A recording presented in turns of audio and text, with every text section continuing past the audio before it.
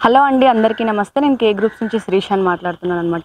ఈరోజు ఒక బెస్ట్ వీడియోతో మీ ముందుకు వచ్చాను. అదేంటంటే హైత్ నగర్లో జస్ట్ మెయిన్ రోడ్ నుంచి 1 కిలోమీటర్ డిస్టెన్స్లో ఉన్న ఐషా రెసిడెన్సీ అనే అపార్ట్మెంట్స్ లాంచింగ్ చేయడం జరిగిందండి.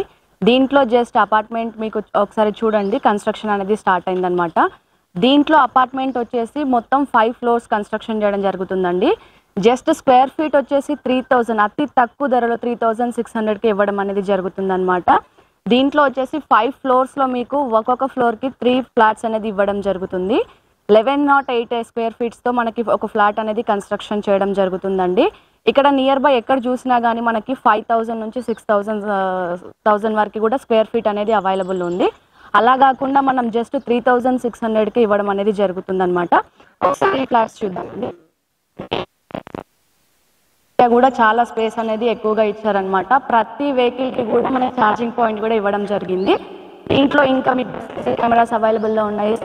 ఆల్రెడీ 24/7 మీకు అవైలబుల్ ఉంటుందండి.